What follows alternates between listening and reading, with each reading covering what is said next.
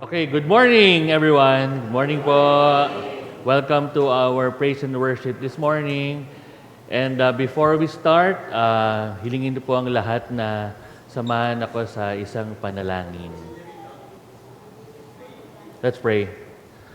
Aming Diyos Ama na pinakamakapangyarihan sa lahat, tunay nga po na ang inyong faithfulness, Panginoon, ay tunay at dakila.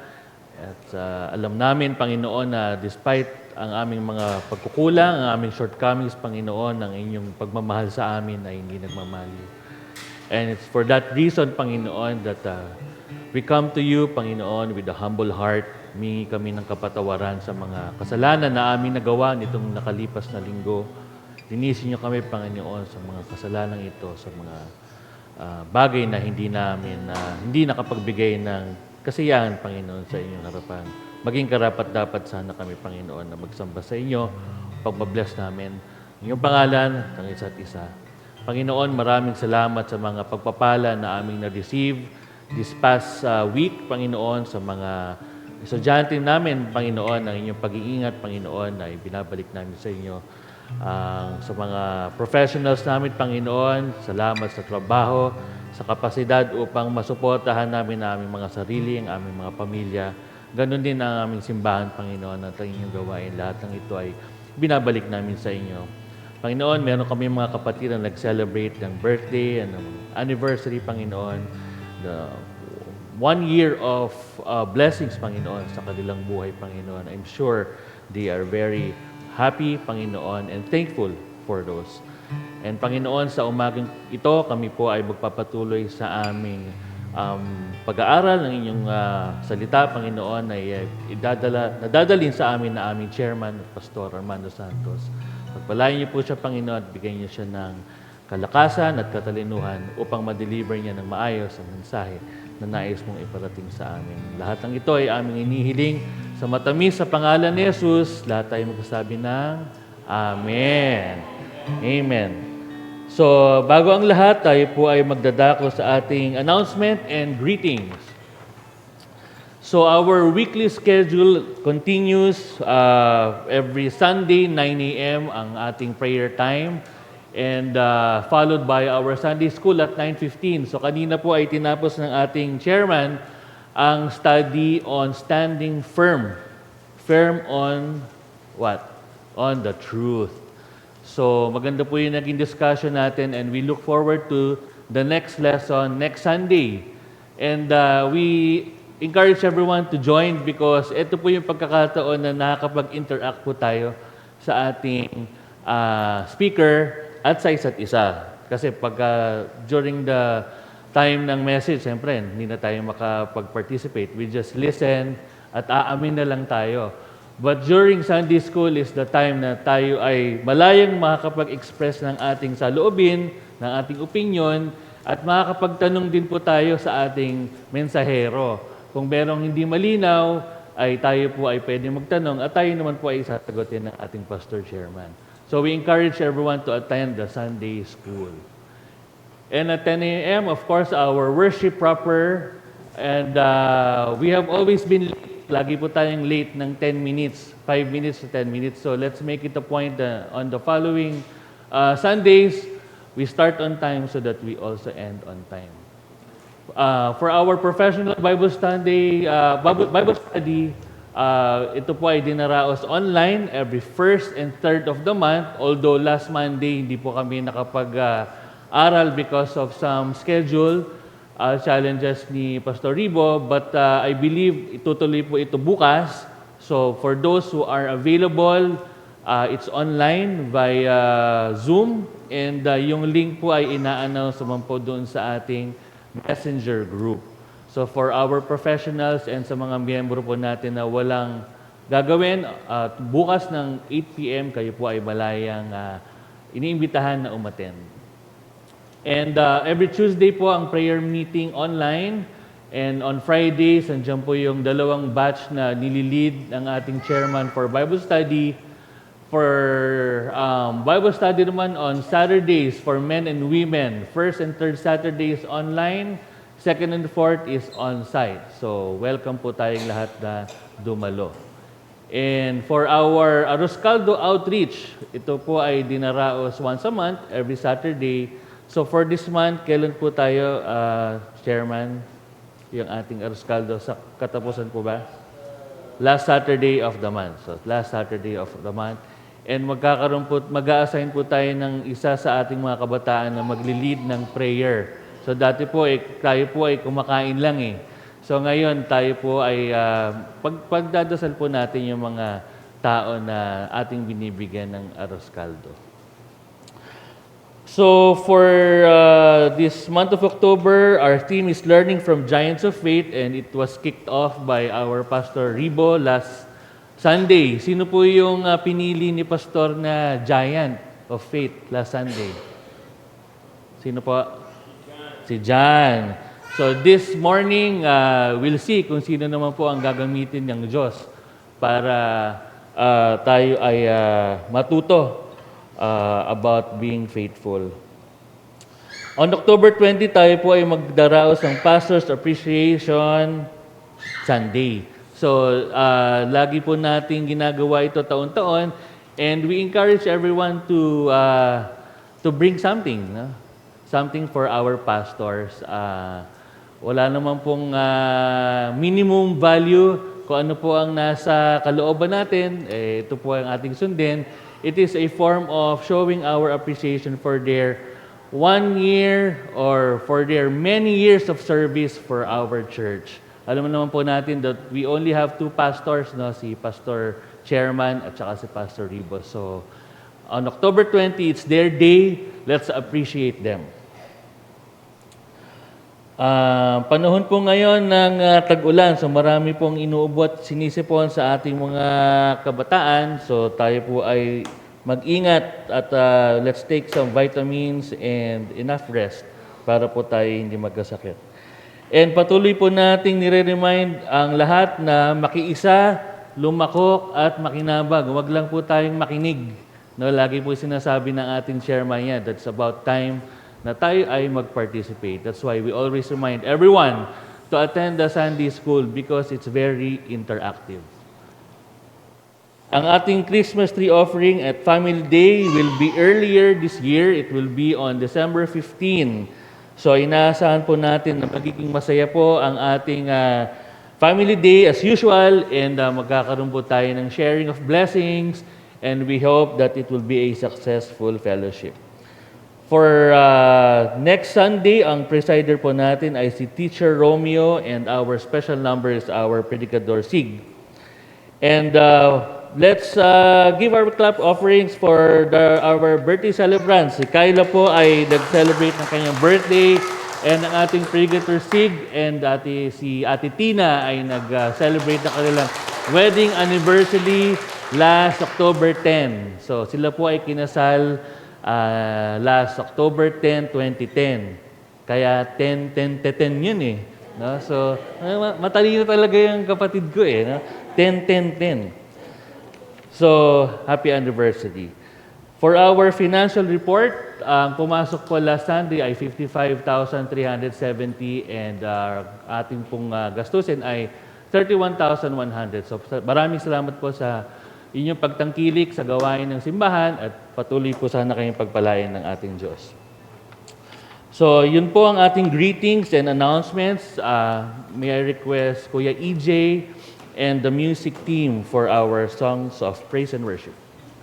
Thank you, Kuya EJ, Ate Beth, and Iris for that wonderful singing.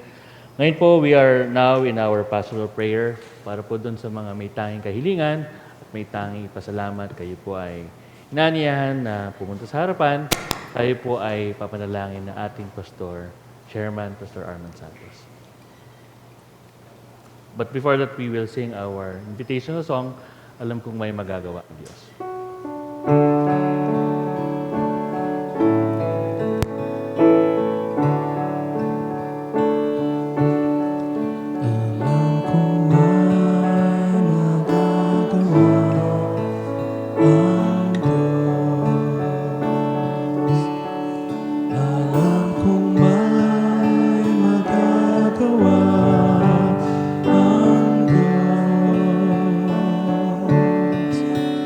Kung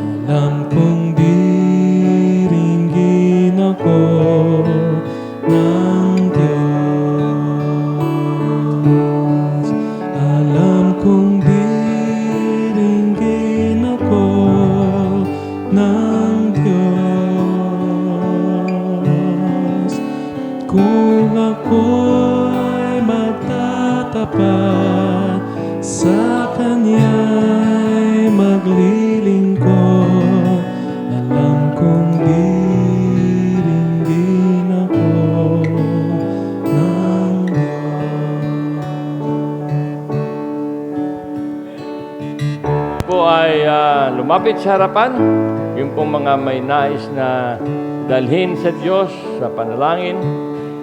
We are in our corporate praying earnestly to God for our brethren who are in front at maging doon sa mga nasa likmuan na may mga nais na dalhin sa Diyos sa ating panalangin. Ang sabi po sa awit 34 verse 15, kinukupkop ng Diyos ang mga matuwid at ang taghoy nila'y kanyang dinirinig. Ang taong matuwid, masuliranin man, sa tulong ni Yahweh, agad may ibsan. Kukupkupin siya ng lubos-lubusan. Sa diwang ito, mga kapatid, tayo po ay mananalangin at hiniling ko sa mga kapatiran na nakaupo na sumama sa ating panalanginan bilang isang iglesia, isang pamilya. Tayo po ay manalangin. Salamat aming Panginoon sa katiyakan ng iyong salita na kinukupkup mo ang iyong mga matutuwid na mga anak. Kinukupkup mo ang mga anak mo na may mga suliranin, may mga pagsubok. Maging mga anak mo na may ipinagpapasalamat. At kami, Panginoon, ay nakikiisa sa pasasalamat ni Kyla Louie Cachuela na nagdaos ng kanyang kaarawan. Dalangin namin na patuloy siyang pagkalooban mo ng buhay na kanyang magagamit, hindi lamang para sa kanyang sarili, sa kanyang sambahayan, kundi sa paglilingkod sa iyo. Salamat, Panginoon, sa wedding anniversary ni Predicador Sig at ni Tina. For 14 years, Lord, biniyayaan mo ang kanilang pagsasama, ng tatlong anak, ng magandang hanapbuhay na kanilang na-enjoy at nagagamit upang tangkilikin ang pangangailangan ng kanilang sambahayan at the same time, Lord, ay tumutulong sa pananalapi at pangangailangan ng iyong iglesia dito sa Good Neighbor Christian Fellowship. I pray, Lord, for many more years of happy togetherness sa kanilang dalawa. Biyayaan mo sila ng mga kalusugan ng pangangatawan, ng kalakasan ng pananampalataya, katiyakan sa kanilang mga trabaho. Narito sa harapan ng iba pa, Panginoon, na nagpapasalamat. Ang aming kapatid na Tonet, Panginoon, narito nagpapahayag ng kanyang pasasalamat sapagkat naging maganda ang resulta ng kanyang lab test, sa kanyang naging issue sa kanyang karamdaman o sa kanyang kalusugan. Yet, Lord, we know that you are our Jehovah Rapha, the God that heals our sickness and our disease. Sa uwagin ito, nagpapasalamat kami, Panginoon, sa ibang mga anak mo na narito. May iba't ibang mga biyayang tinanggap mula sa iyo, Lord. They cannot contain their joy and they are thankful. Narito sa harapan, Panginoon, tanggapin mo nawa ang kanilang pasasalamat sa mga biyayang kanilang tinanggap. Dalangin namin, Panginoon, si Ate Hirang, hindi namin siya kasama ngayon. She is with us online sapagkat meron siyang vertigo and she cannot make it to church today. And we pray, Lord, that you may reach out to her. Bigyan mo siya, Panginoon, ng maginhawang pakiramdam. Take away his vertigo, Lord. At magkaroon siya ng mas maayos na kalusugan at kalakasan mula sa iyo. Yung iba namin mga kapatiran, may mga karamdaman, Lord, we continue to entrust them to you. You know their names and you know exactly their physical condition and situation. Lord, we pray, you are our Jehovah Rapha, you are our physician, you are our great healer. Lord, touch them with your hands. Basbasan mo yung mga gamot na inirereseta sa kanila, pagkain na binibigay sa kanila, na ito'y maging instrumento nawa, Panginoon, ng iyong pagpapagaling. Dalangin namin ang iyong mga anak sa harapan na marahil ay kinakailangan ng guidance, ng wisdom in making decisions that will affect not only themselves, but their respective families. We pray, Lord, na ikaw ang magbigay sa kanila ng humble spirit to seek your wisdom and your will so that, Lord, they will come out with right decisions ayon sa kanilang pangangailangan. Dalangin namin, Panginoon, sa iyo ang aming mga kapatid na nasa ibang bansa. Many of them are with us online, Lord, we pray. Make them feel that they are part of your church here at Good Neighbor Christian Fellowship. Make them feel, Lord, that we welcome them, we thank them for worshiping with us. Tulad po ng iyong ginagawang pagkupkop sa amin dito sa bansa, kupkupin mo nawa sila, Panginoon, patuloy sa kanilang mga buhay at hanap buhay sa iba-ibang bansa. And we thank you, Lord, because hindi sila nakakalimot na makiisa sa aming gawain ng pananambahan every Sunday. We thank you, Lord. Again, you manifested your kindness to us. Sunday, we don't have rains. Yesterday and previous days, we had rains, but every Sunday, Lord, we will never stop being amazed how you give us good weather, especially in your church, na hindi nagiging hadlang para ang iyong mga anak ay dumako sa iyong sambahan, on-site with us, worshiping and praising your name.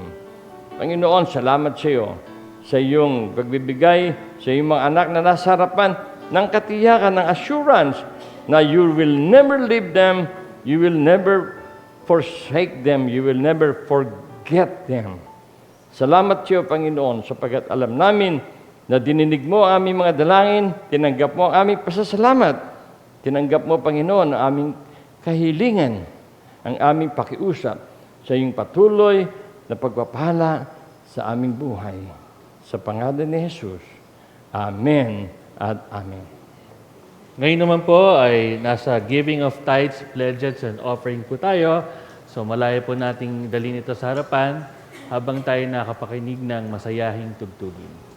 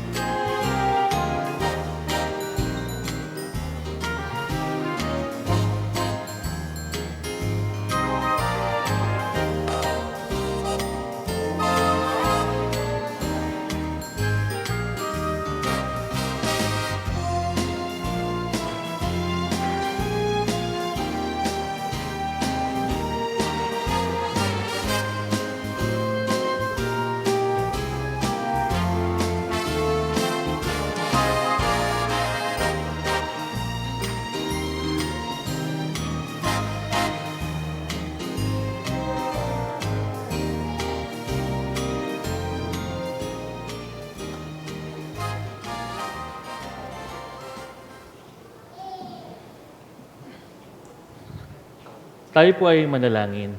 Panginoon, maraming salamat sa mga anak mo na patuloy na tumatangkilik sa pamamagitan ng pagbibigay, Panginoon, sa harapan upang masuportahan ang gawain ng simbahan para sa ikalalago ng iyong misyon, Panginoon. Patuloy niyo po silang bigyan ng kakayahan na makapagbigay, Panginoon. Pagpalain niyo po sila. This we ask through Christ our Lord. Amen.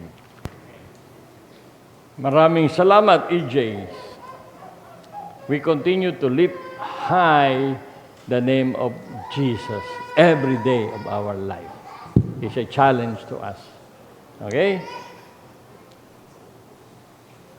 Again, hindi tayo inuulan. Kahapon, lakas ng ulan sa amin hanggang gabi. Yet I know that Sunday morning will be a bright new day, a pleasant day, a comfortable day because we are in the church for 32 years. Every Sunday, no rain. Amen? At dapat yun ay incentive for our brethren, for all of us, to be in the church. Di ba? Kung umulan kaya sa linggo, are we going to be here on Sunday if it rains? Sino magsasabing, andito sa linggo pag umuulan, kahit umuulan? Oh, konti lang tayo sa linggo. Pero, no, the Lord will not bring in rain. Okay? Yung nga hindi umuulan, wala eh. Eh pag umulan pa, di lalong wala. Hindi po ba? We would like to greet our brothers and sisters with us online sa ibang bansa. Si Jobicel, every Sunday. Sabi ko nga sa aking comment, send those messages so we will know. Pwede bang yung mga messages naipopost sa screen? Pwede? Ayan. Siguro next time, lahat ng mga messages nila, andyan si Michael, si Jobicel, si Alex, si Joy, ang aming anak nasa Amerika at pinuntahan si Patty doon. Kaya kami ni Ate Puring ay malungkot. Na? 24/7, kaming dalawa lang ang nakikita. Kagabi, namimiss ko na yung boses ni Patty. I miss your voice. Much more your presence. But you are there in the United States and we always pray for you. We prayed for you both last night as we pray for our brothers and sisters who are living temporarily in other countries. Okay? We also want to greet the family of Pastor Ray Garcia. Madalas sinasabi ni Pastor na sila'y naging naka-online sa atin sa Cavite, yet they are with us every Sunday. Good morning sa inyo, Pastor Ray, and to your wonderful family. Saka yung ating mga kapatid sa Canada, mga Yolanda especially. There are times when si Delia, yung aming pinsan sa mother side, ay naka-online sa atin. Nasa nasa Canada, si Delia. So sa inyo lahat, good morning. At sa atin dito, good morning. Okay? Good morning. Good morning. Yun naman Di ba? Sa last Sunday, ang ating speaker ay isa sa mga homiletics student. Hindi ko alam kung sino, hindi niyo alam kung sino, hindi din niya alam kung siya. Sapagkat ngayon ko pa lamang siya kakausapin. In person. Para walang tanggihan. Hindi. Okay. And again, yung apo ni Paring Cosme, talagang lumalaking pogi. Si Clyde. Nandito sila. And we miss si Ate Hirang. Si Ate Hirang kanina may vertigo. We also miss si Kaemi and some of our senior citizens na may mga karamdaman. I hope that the Lord, I pray that the Lord will make them feel that we miss them. Di ba? Sabihin nga natin, we miss you. We miss you. Napakahina naman. We miss you. We miss you. Yun, ha? Miss pa? Miss you, ha? Di miss pa. Our character this morning is Hannah. At yung istorya ni Hannah, the best part of his story is in the first chapter of 1 Samuel in the Old Testament. Ang title niyan, Hannah, a woman of strong faith and perseverance. Hannah, a woman of strong faith and perseverance. Alam natin lahat yung ibig sabihin ng strong faith. Matatag na pananampalataya, perseverance yung kanyang pagpupursige. Yung never giving up. To persevere is not to give up. Okay? Kaya kung kayo magkakaroon ng anak na lalaki, para siya lalaki na laging on the go, ang pangalan niya dapat ay persevero. Yeah? Persevero, which means never give up. Alam niyo, si Hannah, when I was studying her life, na tinutukan ko, dalawang bagay ang aking nakita. Tatlo, pero dalawa muna. When I studied Hannah, I looked into her heart. Yung Hannah's heart, I look it. And yung kanyang heart and heart. Puso at pasakit.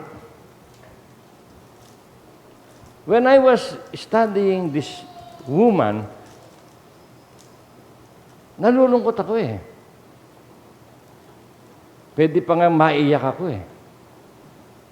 Kasi, there are 5 things that I saw in her heart. 5 things that I saw, 5 hurts na nakita ko sa kanya. Sabi ko, mayroong mga tao sa kasalukuyan, miski sa church natin, na pwedeng nakakaranas ng karanasan ni Hannah. Sa Tagalog, Hannah. Nakita ko, naisip ko, si ganito, si ganun. Parang there are times when they are like Hannah. I just feel na meron sa ating makaka-identify kay Hannah. You know why? Ito yung hurt ni Hannah. Pasakit ni Hannah. Si Hannah, asawa ni Elkanah. Unang asawa ni Elkanah. But for many years, si Hannah childless. Walang anak sa maraming taon. Okay? Aba, sino ba naman ang may gusto na ikaw ay may asawa ay walang anak? Hindi ba? Nung isang araw, tinuro sa akin ni Ate Puring, Daddy, tinan mo yun, yung kariton. May babae. Nakita mo ba kung may lalaki doon sa kariton? Meron babae, may bata, may anak. Sabi ko, mo nga yan, no? Nasa kariton lang, may anak. Merong iba, walang kakayahan, may kahandaan, walang anak. Pero yung mga ganun, minsan kung sino pa yung nasa kariton, maraming anak, minsan 2, 3. Si Hannah, childless for many years. May asawa, imaginein mo ang mag-asawa na walang kasama sa bahay. Hindi ba? Imaginein ninyo si baby, si Lydia. Sila na lang. Bagamat may anak, wala na sa kanila. May apo, pero wala anak. Di ba? Parang ang hirap. Parang kami ni Ate Puring, namimiss namin eh. Kahit na, siyempre, sandalian lang yon. Kaya pag nagpupunta sa amin si Mandy, masaya kami. Ganito si Mandy, si Micah, si Sansa, we're happy. But when we are alone, siyempre hindi ka masayang-masaya. You long that your children are with you. Di ba? So, childless for many years. Ang problema, si Elkanah, kumuha pa ng isang asawa. Si Penina o Penina. Okay? Imaginein mo, first wife ka, yung husband mo, may kinuhang iba, kasama mo sa bahay, kasama mo sa isang bubong. Di ba? What will you feel if you're Hannah? Malungkot ka. In fact, if you will read the first chapter of 1 Samuel, si Hannah madalas umiiyak. Umiiyak. See? Another thing, si Penina, ang daming anak. Second wife, ang daming anak. Si Hannah, first wife, walang anak. You see, 10 yung anak ni Penina. Imaginein mo yan. Nasa bahay. Naglalaro yung mga bata. Ikaw, asawa, first five ka. Andun ka lang nakatingin. Worst of these things is, lagi siyang tinutudyo. You know what's tudyo? Pinoprovoke siya ni Penina. Wala anak, baog. Imagine that. Second wife ng husband mo, pinoprovoke ka, ginagalit ka, iniinis ka, kinutukso ka. Hey, barren, childless, walang anak. Ako, ang dami kong anak. Ako masaya. What will you feel if you're Hannah? See? Di ba? So, these are the hurts of Hannah. Siguro okay lang kung sila lang ni Elkanah. Pero, ando si Penina na may anak. And Penina always provoke Hannah para si Hannah magalit. Okay? Di ba? May mga taong gano'n poprovokin ka, di ba? Para magalit ka, para mag-react ka. But si Hannah, when you look into her heart, you will see what's in the heart of Hannah. Number one, si Hannah, she never complained to God. Never. She never blamed God. Tayo, minsan in many ways, nagko-complain tayo sa God, hindi nyo alam. Halimbawa, umuulan na naman. That's complaining. Halimbawa, ulam natin mamaya, minudo na naman. That's complaining. Wala akong pera. That's complaining. Ano ba lagi nyo narinig sa akin? I don't want any Christian to say wala siyang pera. Because it is an insult to God when you say you don't have money. Pwede, wala kang masyadong pera. O sino sa inyo walang pera ngayon? Sino walang pera? Sayang, bibigyan ko pa naman. Sino sa inyo ang mayroong pera? Hindi ko tatanungin, magkano? Sino may pera sa inyo? O, yung iba sa inyo, hindi nagtaas ng walang pera, hindi nagtaas ng may pera. Ano kayo? Ha? Sinungaling?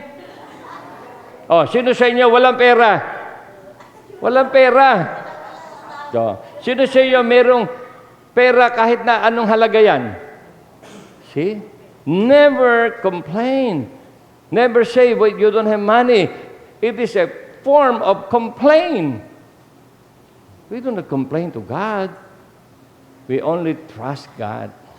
Di po ba? Oh. So, she never complained. She never was angry towards God. Sino siya yung nagagalit sa Diyos? Meron ba tayong karapatan magalit sa Diyos? Si Hannah, never. See? Pangatlo, Hannah, sulat nyo na yung pangatlo.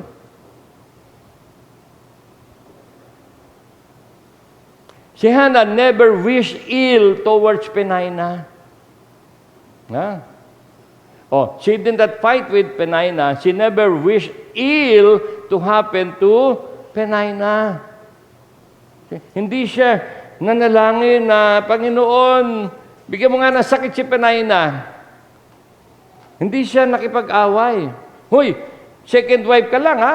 Hindi, wala. You never will read that Hannah took that negative attitude towards Penina.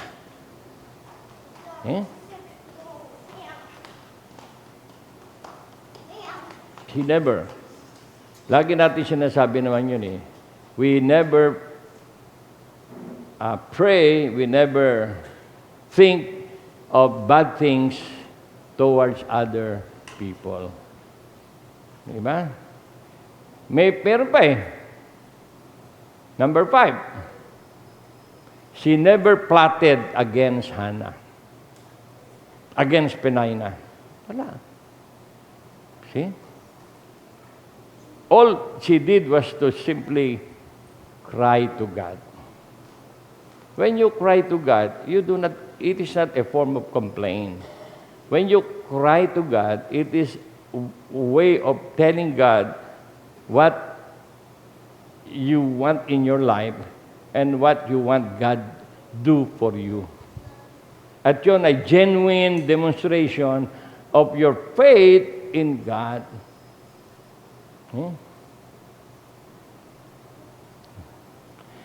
That's the heart of Hannah. That's the hurt of Hannah. But, what did Hannah do sa kanyang situation?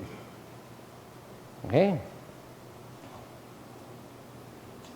Isa lang ang ginawa ni Hannah. Hannah never failed to go to the temple. Okay? Despite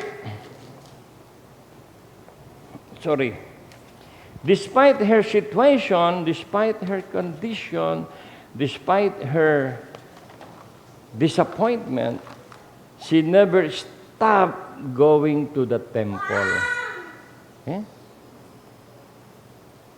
Di ba sabi ko sa inyo, the more problems you have, the more reason to go to God. The more concern you have, the more reason to trust God. And Hannah simply did that. She did not stop going to the temple. She did not stop praying to God. Okay? When we are faced with challenges in life, when we are faced with problems that may seem insurmountable, go to God. Pray to God. Petition God. Ask God's blessings. And Hannah took advantage of the privilege that she can pray with a purpose. Yun ang lagi ko sinasabi sa inyo. When we pray, it must be for a purpose. We do not just pray to be healthy. We do not just pray to have work. We do not just pray to succeed. Why? Okay? Why? Kasi nga kung minsan, we will pray for someone to have magtrabaho, makapagtrabaho, maka-abroad. Pagka may trabaho, pagka nag-abroad, nalilimutan na ang church. Okay? Mag-pray na nagkatrabaho dito, nalilimutan na ang church. In many ways,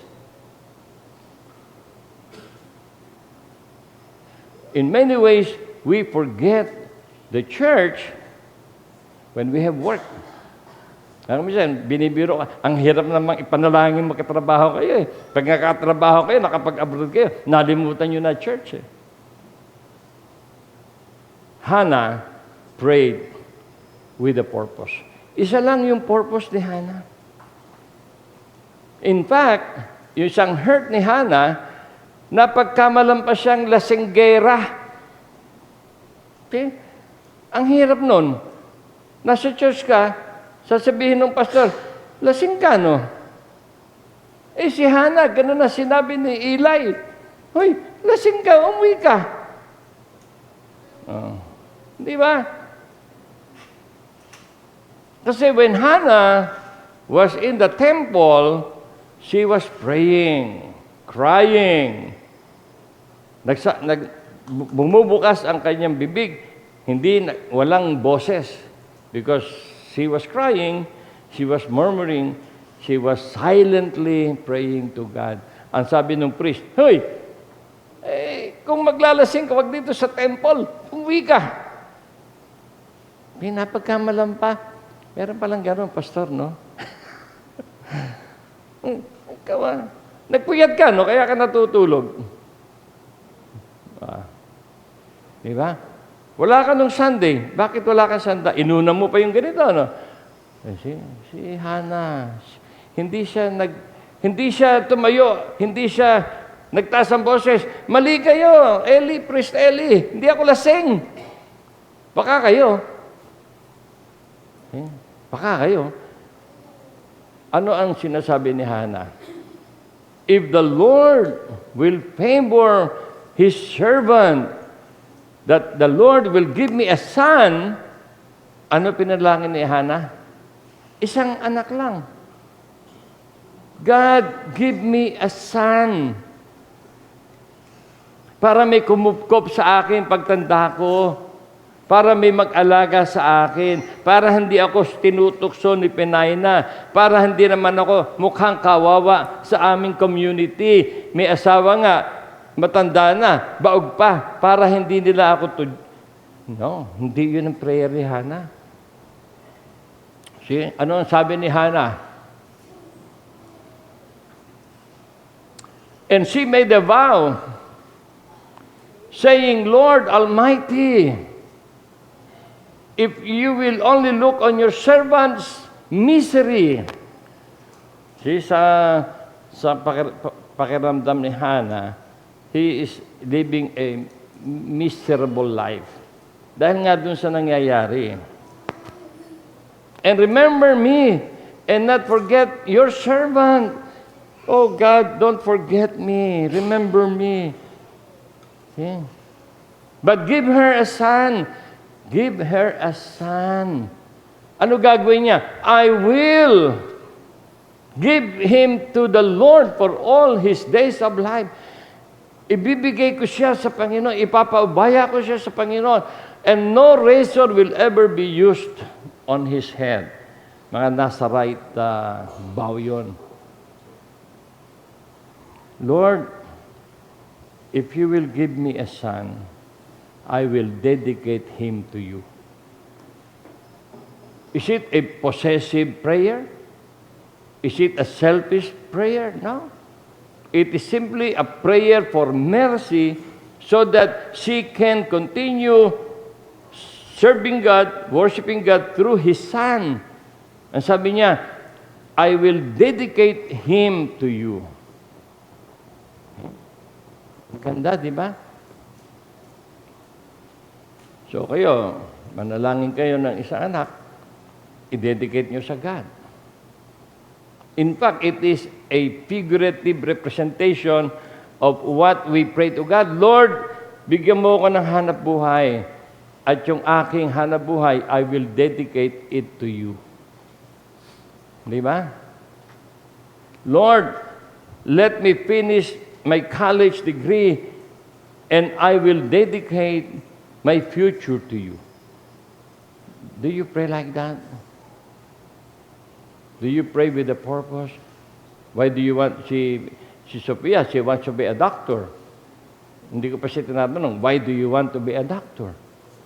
Si Miguel, nung araw, he wants to be a pilot. Ewan ko kung gusto pa rin niya. Sabi ko kay Miguel, okay, you pursue that. Pag pilot ka na, sasakay mo ko sa aeroplano, ha? Sabi ni Miguel, Lolo, I don't think it will happen. Why? By the time I am a pilot, baka patay ka na. Do you remember that? You told it to me. Meron pa nga, siyempre nagtanong sa apo ko na ilang taon na ako. Si Ramik, oy, you are going to die soon. Sabi naman ni Ero, okay, if you want to be a doctor, yung doktor ka sa mga geriatric. Kasi mga geriatric, matatanda, mahirap ng kumilos. Si Sophia, mabagal kumilos eh.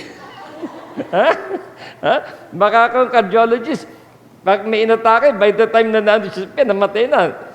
Si Sophia, tatakbo yan. Okay. With a purpose. Sabi ko nga kay Chatinding, kilala niyo si Chatinding? Minsan nag-usap kami. Siguro we talk about over an hour on prayer. Yun ang namin napag-usapan. Siya, ang panalangin niya, Panginoon, pahabain mo pa ng 5 taon ang buhay yung husband, si Chufred. Sabi ko, bakit mo pinalangin na magkaroon pa siya ng 5 years? Alam mo, pamangkin, Mando, kaya ako gustong 5 years pa siya para during those 5 years, maging Kristiyano man lang siya. So, binasa niya ng Bible. Naging Kristiyano na si Chupret, in 5 years namatay. Kaya namatay. Masaya siya kasi alam niya, nasa langit na si Chupret. See? Alam mo, sabi niya, Mando, talaga ako, when I prayed to that, I prayed, Lord, give him more, 5 years more, para in 5 years, makakilala siya sa iyo. Kunin mo siya after. Kinuha nga ng God, 5 years and several days. Kaya kayo, why do you want to live more? Dapat may purpose. Si Hannah, she prayed for a son with a purpose para ma-dedicate niya. Kaya, the Lord, sinabi niya kay Eli yun, sabi ni Eli, may the Lord bless you. And the Lord opened her womb, and she bore a son. You see? He bore a son. She bore a son. Ngayon, minsan pupunta si na Elkanah sa Silo, sa templo, para mag-alay. Sabi ni Hannah, hindi na muna ako sasama sa inyo until ma-win ko si Samuel. Ibig sabihin, until maging 2 years old siya. Ma-win, hindi na siya nagpapa-breastfeed o pinapainom ng gatas. Winning. Sabi ni Elkanah, okay. So, true enough to her vow, nung si Samuel ay nag-win out na, hindi na niya pinapadede, dinala na niya sa templo. Kinausap niya si Eli. Ayan, no? Nang maawat na si Samuel, dinala siya ng kanyang ina sa templo. Nagdala pa siya ng handog na toro, harina, at alak. Tapos kinausap niya si Eli. Sabi niya, natatandaan po ba ninyo? Ako po yung kinausap niyo eh. Hindi na lang sinabi ni Hannah, ako po yung napagkamadan yung lasing eh. Wala nang ganon. Di ba? Nakalipas na yun eh. So may mga bagay na pag nakaraan na, hindi mo na dinadalirot. Alam mo, dinadalirot. Hindi mo na inuukil-kil pa. Nakaraan na eh.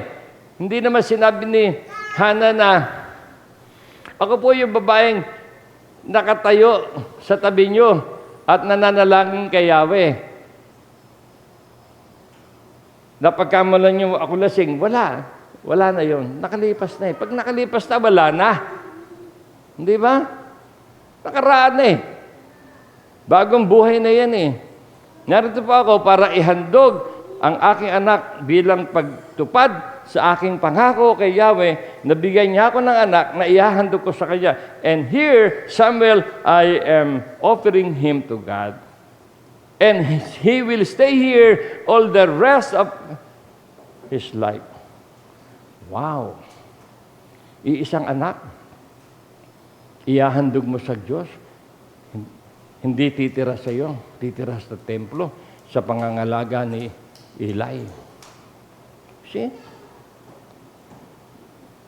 You see how strong the faith of Hannah? You see how perseverant, is there a word, perseverant? Huh? Oh, how she showed perseverance na hindi siya bumitaw sa God, hindi siya nagtampo sa God, hindi siya naggalit sa God, hindi siya nagtanong sa God, nakiusap siya sa God. At si Samuel, tumira sa templo, paglaki, naging propeta. Si Samuel. Dalawang bagay ang outstanding kay Samuel. Si Samuel ang nag-anoint sa unang hari ng Israel. Sino unang hari ng Israel? Si Saul. Si Saul. The first earthly king of Israel is si Samuel ang nag-anoint. At si Samuel ang nag-anoint sa greatest king of Israel. Sino ang greatest king of Israel? Si David. You see?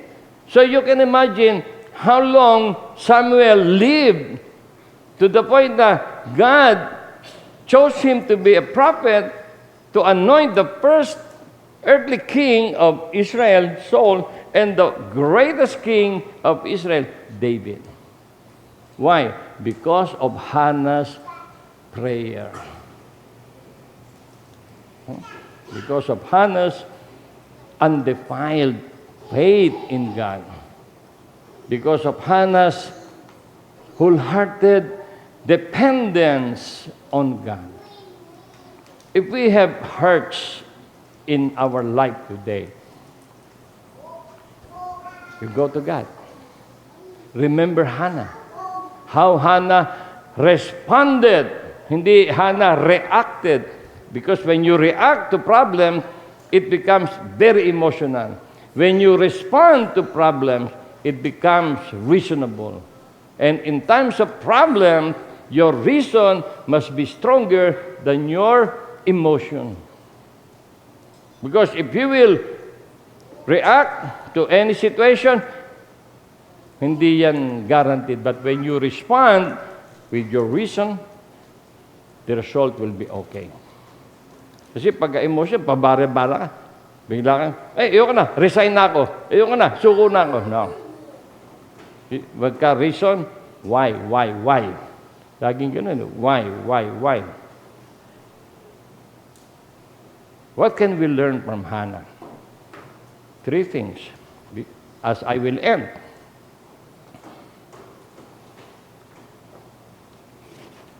There are 4 lessons that we can learn from Hannah. Why I say that he is a woman of strong faith and resiliency or perseverance. Number 1, her strength. Yung kanyang emotional, mental, physical strength, and spiritual strength ni Hannah against all odds. Number 2, courage to face the challenges of her life. Okay? Number 3, persistent prayer. Number 4, unwavering commitment to seek God's mercy. That's the 4 things that we should remember about Hannah. And of course, praying with a purpose.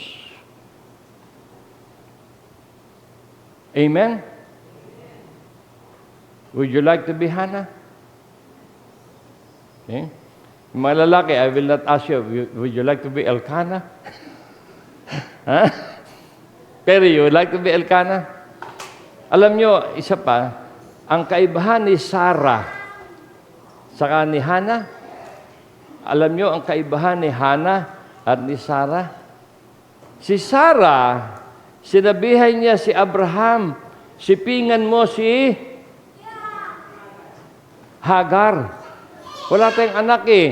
Eh, yung pangako ng God tagal pa yun eh. Sipingan mo na lang si Hagar. Kaya ang naging anak nila, sino? Si Ismael. No? O ano ngayon si Ismael? Kalaban ng Israelites. Yung lipi ng mga Arabo. Kalaban ng Israelites. Si Sarah, narinig niya yung pangako ng God, nagtawa pa nga eh. In-encourage siya si Abraham. Si Hannah, never did he encourage Elkanah. But si Elkanah, on his own volition, got another wife. Okay? Yun ang pagkakaiba. Pero isa pa, si Hannah, pagkaraan ni Samuel, nagkaroon siya ng iba pang anak. Binigyan pa siya ng ibang anak. Ilan yung naging anak ni Hannah after Samuel? 3 more sons and 2 daughters. Daughters. Ilan yun bali naging anak ni Hannah? 6. Si Samuel, 3 pang anak na lalaki, 2 anak na babae. See, Hannah just asked for one son. God gave her 3 sons and 2 daughters more. What a blessing. Hindi ba? Pakaganda. So, si Hannah, hindi nyo mababasa na Hannah confronted Penina. See, 6 na anak ko. Oh. Ha? Magaganda lalaki kaysa anak ninyo ni Elkanah. She never became proud. She never.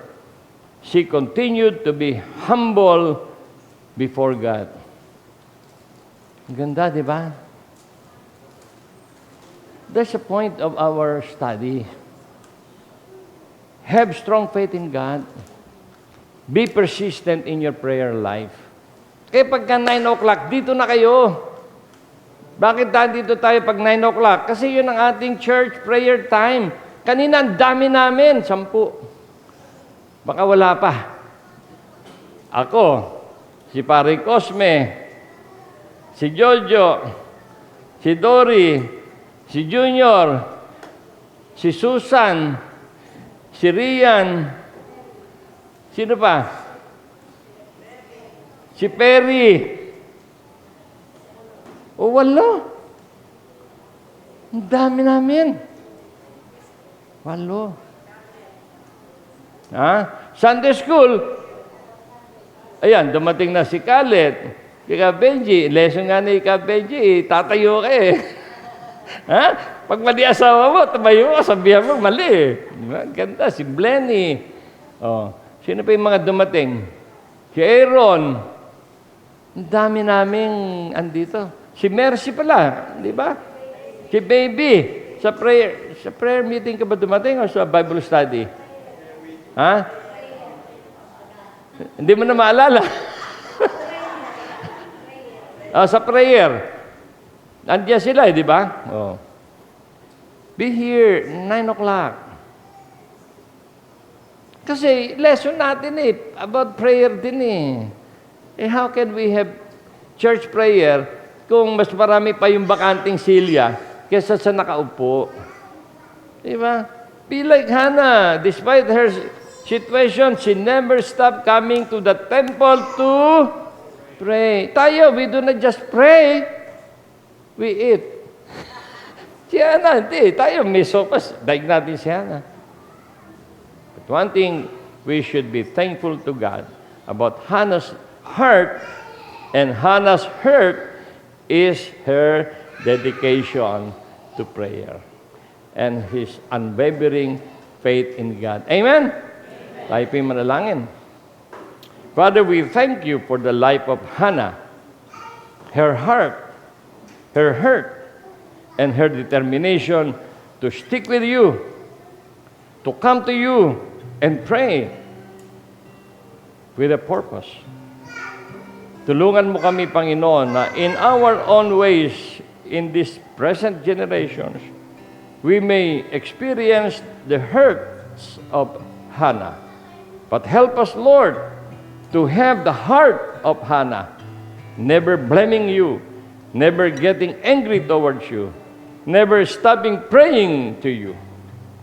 Lord, I pray that Hannah's life continue to challenge every one of us here on site and our brethren online witnessing and worshiping with us. Pagpalain mo, Panginoon, ang iyong salita sa aming buhay. Tulungan mo kami, Panginoon, na when we have problems, the only thing that we need to do, in all humility, in all faith, come to you and pray. Ask for your favor so that, Lord, our life will be different. That despite the presence of problems, we can still stand strong in our faith.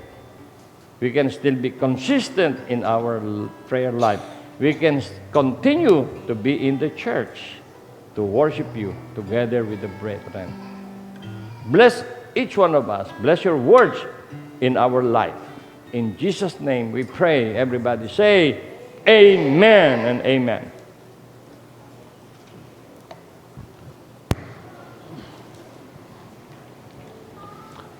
Thank you po, Pastor, sa isang mabiyayang mensahe. So let's all aim to be like Hannah. Tayo po ay umawit ng ating meditation song on Bended Knee. On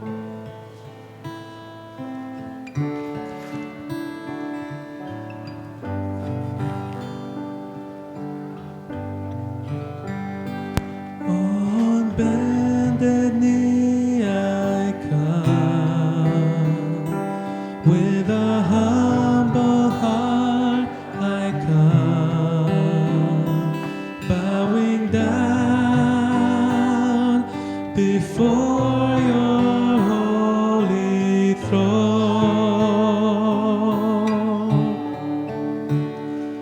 lifting holy hands to you as I pledge my love anew.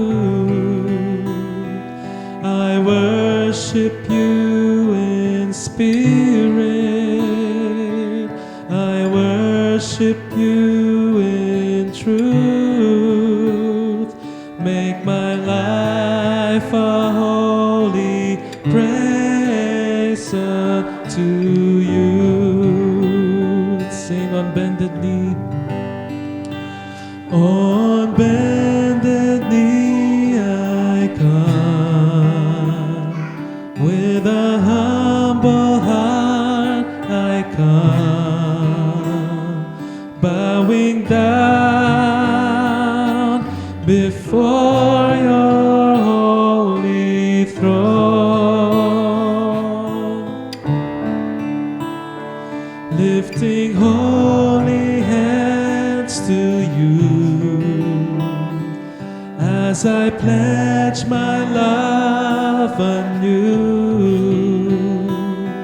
I worship you in spirit, I worship you in truth. Make my life a holy praise unto you.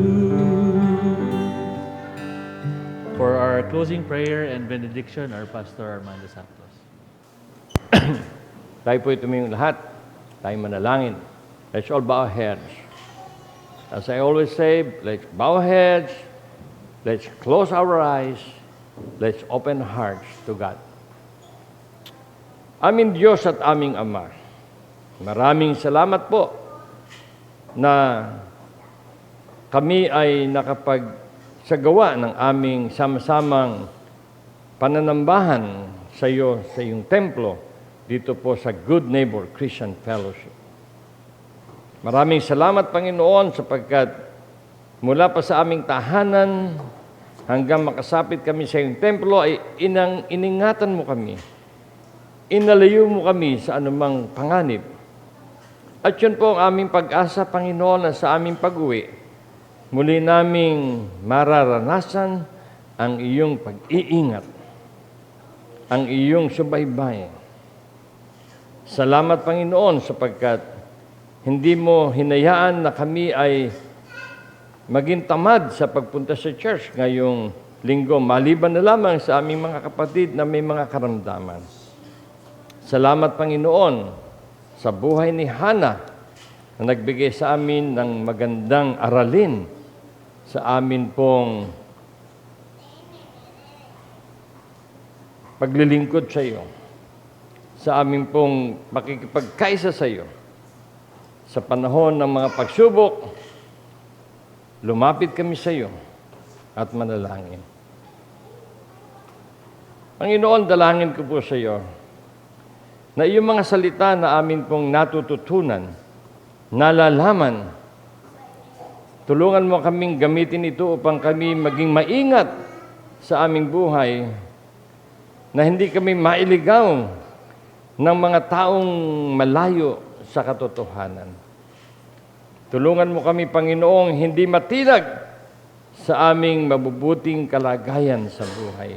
Hindi matinag sa aming pananampalataya sa iyo. At ayon sa iyong kagandahang loob, O Diyos, Nawa po ay tulungan mo kaming patuloy na lumago sa kabutihan. Sa pagkakilala sa aming Panginoon at tagapagligtas na si Jesus. Sa Kanyang lahat ang kapurihan, ngayon at magpakailanman. Sumaamin ang iyong biyaya, ang iyong kahabagan, ang iyong pag-ibig, ang iyong pag-iingat. Sa pangalan ni Jesus, Amen at Amen. Manali po tayo sa ating pagkakatayo at ating bigkasin ang ating commitment verse. Maging kalugod-lugod nawa mga salita na aking bibig at ang pagbubulay-bulay ng aking puso sa iyong paningin, O Panginoon na aking malaking bato at aking manunubos. Tayo po ay makaupo at atin pong kantahin ang ating closing hymn, Tunay kang matapat, great is thy faithfulness.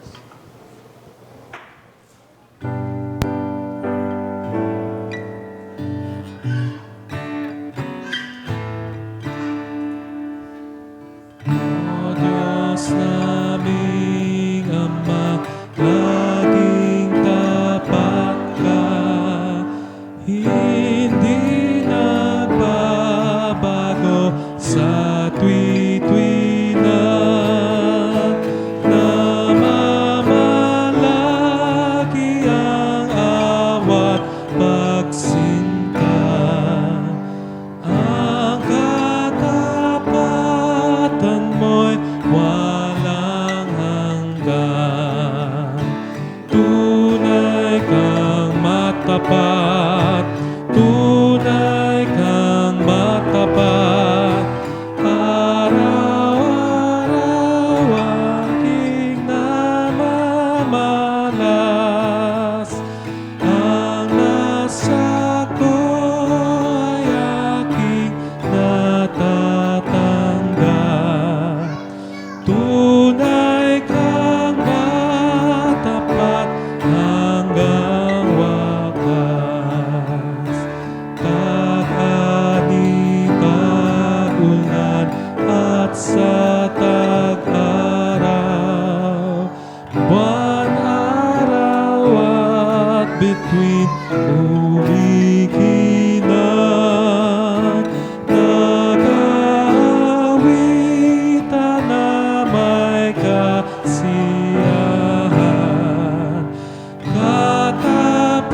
Katapatan mo, O Diyos, ay tunay. Tunay kang matapat, tunay kang matapat. Araw-araw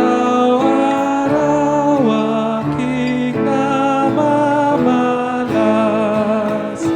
Ang nasa ko ay aking natatanggap. Tunay kang matapat hanggang wakas. Kapatawaran at kapayapaan, mga pangako mong umaakbay. Ang pag-asa't lakas ay sumisila. Ang lahat ng ito'y bigay lamang. Tunay kang matapat, tunay kang matapat. Araw-araw aking namamalas. Ang nasa ko ay aking natatanggap. Tunay kang matapat hanggang wakas. At dyan na po nagtatapos ang ating pananambahan.